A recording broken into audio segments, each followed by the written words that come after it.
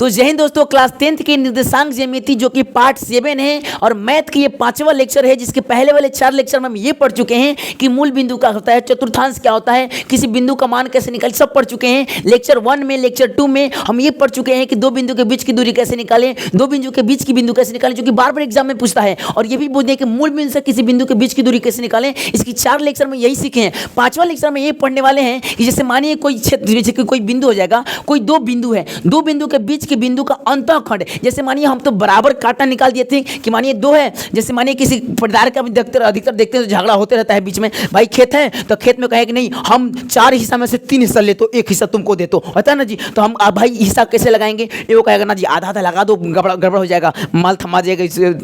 नापने वाले अमीन के घबरा देगा जी। हम सूत्र लगाएंगे,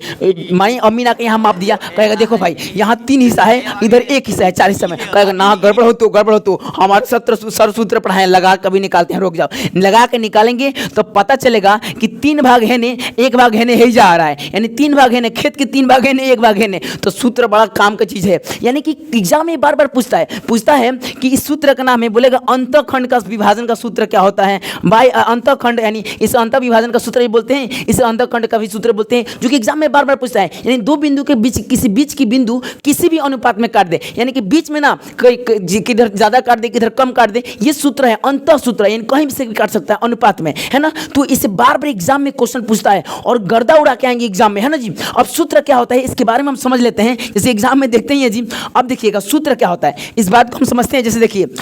इसे क्या कहते हैं, विभाजन सूत्र भी बोलते हैं या अंतःखंड का सूत्र भी बोलते हैं, जो कि अंतर काटता है, यानी दो बिंदु के ये बीच में काटता है। अब ये बराबर, इसके पहले वाले वीडियो में हम क्या पढ़े थे, हम ये पढ़े थे कि दो बिंदु के बीच का मध्य बिंदु कैसे निकालें, जबकि इस वीडियो में ये सीखने वाले हैं कि बीच में काटेगा लेकिन पता नहीं केने अधिका केने कम काटेगा, है ना जी, कहीं से भी काट सकता है। अब बराबर काटेंगे, है ना जी, कि माने हम 3 भाग एन रखना है तो 3 एन रख देंगे, और 1 भाग ओन रखना है तो 1 ओन रख देंगे। तो इसका क्वेश्चन समझेंगे, पहले सूत्र याद करते हैं। जैसे मानिए एगो बिंदु ए है, एगो क्या है बी है, तो दोनों के बीच का बिंदु मानिए सी है, जो कि m अनुपात m2 के अनुपात से काट रहा है, यानी एक तरफ m1 और एक तरफ m2 दूरी में काट रहा है इसको, है ना। दोनों के बीच की बिंदु का जो रेखा खंड है, मिला रहा है तो खंड है ना, रेखा खंड, ए भी रेखा खंड है ये, तो इसको काट रहा है जो बिंदु सी है, एक तरफ m1 से एक तरफ m2 से। तो इसका सूत्र कैसे निकालेंगे, उस बिंदु के मान कैसे निकालेंगे, निर्देशांक कैसे निकालेंगे, इसलिए लिखे सी का निर्देशांक बराबर। बोलिए तो एक बार देखिए क्या करना है, अगर m1 रखेंगे तो x2 रखेंगे, और फिर m2 रखेंगे तो x1 रखेंगे। सूत्र क्या करना है, m1 रखेंगे तो x2, यानी 1 का फर्क है ना जी। तो लिख बोले तो सूत्र m1 x2 plus m2 x1 बटा m1 प्लस m2, नीचे प्लस में जोड़ देना, इधर भी दोनों में। ये तो बोले तो नीचे क्या करना है, m1 प्लस m2 रखना है, ऊपर क्या करना है, अगर m1 रखेंगे तो x2 रखेंगे, और प्लस में m2 तो x1 रखेंगे। फिर वैसे ही y2 में वैसे रखना है, m1 y1 और प्लस में m2 y2 और बटा में m1 प्लस m2, तो सूत्र है। तो मेरे साथ बोले तो c के निर्देशांक बराबर m1 x2 प्लस में m2 x1 बटा में m1 प्लस m2 कमा m1 y2 प्लस में m2 y1 बटा में m1 प्लस में m2। सूत्र याद हुआ कि नहीं, फिर से एक बार बोलिए, c के निर्देशांक बराबर, बोले तो c के निर्देशांक बराबर क्या होता है, m1, बोले तो मेरे साथ में m1 x2 प्लस में m2 x1 बटा में m1 प्लस m2 कमा m1 y2 प्लस में y2 m1 बटा में m1 प्लस में m2। ये है सूत्र। अब देखिएगा, अब इसे क्वेश्चन कैसे बनाएंगे, एग्जाम में कैसे पूछता है, जो कि बार बार एग्जाम में पूछता है। अब देखिएगा जी,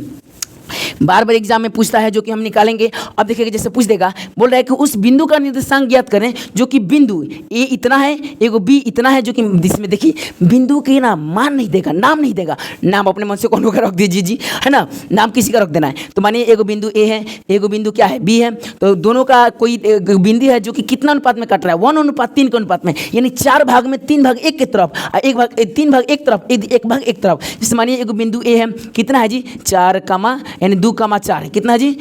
2,4 है। अब ये वो किधर है, बी कितना है जी 6,8 है। अब बोलना है कि कोई बिंदु है जो कि इसे किस कट रहा है, एक तरफ 1 अनुपात, यानी एक तरफ ज़्यादा, यहाँ कट रहा है सी, तो एक तरफ क्या कर रहा है, ज़्यादा रख रहा है, एक तरफ 1 अनुपात में और एक तरफ 3 अनुपात में काट रहा है, यानी कि ये 4 भाग को 3 भाग में एक तरफ और 1 भाग एक तरफ, इसे बोलते हैं इसे अंतःखंड का सूत्र या अंतः विभाजन का सूत्र। अब कैसे बोले तो सूत्र क्या होता है, सी के निर्देशांक बराबर, अब सी है ना, बिंदु अगर P रहेगा तो P के निर्देशांक, G रहेगा तो G के निर्देशांक, T रहेगा तो T के निर्देशांक, उससे मतलब हमारा नहीं है। सूत्र अब यहाँ बैठाकर हम क्या करते हैं, आंसर बनाते हैं इसको, उसके बाद से लेक्चर को बंद कर देंगे। अगले वीडियो में फिर समझेंगे बाह्य खंड का विभाजन सूत्र क्या होता है, यानी कि बाहरी कैसे काटता है, वो भी एग्जाम में पूछता है। वो खचरा होता है जी, ऐसे ही रिलेटेड है, खाली माइनस चेंज हो जाता है, ठीक है ना जी। तो अब देखिएगा, लिखेंगे C के निर्देशांक बराबर, क्या लिखेंगे, C के निर्देशांक बराबर, कौन सा सूत्र क्या था जी, बोले तो मेरे साथ, C के निर्देशांक बराबर m1 x2 plus m2 x1 बटा में m1 प्लस में m2, ये ना था जी, कमा m1 y2 प्लस में m2 y1 बटा में m1 प्लस में m2, ये ना था जी, ये था, यही सूत्र था, है ना जी। अभी पढ़े थे, देखिए सूत्र क्या है, 12 21 12 21, mx लिख के 12 21, my लिख के 12 21, और फिर m1 plus m2 m1 plus m2, सूत्र याद हुआ, ट्रिक से याद करिए, बोले तो 12 21 12 21, यानी m1 mx लिख के प्लस में 12 21 डाल देना है, ठीक है ना जी। अब ये आप यहाँ देखना है, ये क्या है, x1 है, ये क्या है, y1 है, ये क्या है, x2 है, ये क्या है, y2 है, ये क्या है, m1 है, क्या है जी, m1 है, ये क्या है, m2 है। अब मान रखना है खाली, अब सूत्र बन जाएगा, आंसर बन जाएगा। m1 कितना है, 1 है, 1 कितना है, 1 इंटू गुणे, x2 कितना है, x2 कितना है, 6 है, 6 प्लस में m2 कितना है जी, 3 है, 3 गुणे x1 कितना है जी, x1 1 2 है, 2 x1 कितना है, 2, अब बटा में m1 प्लस m2 यानी 1 प्लस 3, तो 1 प्लस में 3, ये 12 21 वाला सूत्र याद रखिएगा, ठीक है, 12 21 mx लिख के mx plus mx my plus my, ये 12 21 डाल देना, ठीक है ना, ट्रिक समझ में आ गया है। अब देखिएगा, अब क्या करना है जी, कमा डाल के अब आपको क्या करना है कि अब यहाँ m1 कितना है, तो m1 है 1 गुणे y2 कितना है, तो 8 प्लस में m2 कितना है, m2 है 3 गुणे y1 कितना है 4 बटा में m1 प्लस m2, है ना जी। अब देखिएगा 6 एक कम 6 गुना कर देना है, प्लस में 3 दूना 6 बटा में 3 एक 4 कमा 8 एक कम 8 प्लस में 4 3 12 बटा में 1 m1 प्लस m2 नहीं डाले हैं, इसको डाल देते हैं, क्या था जी 1 प्लस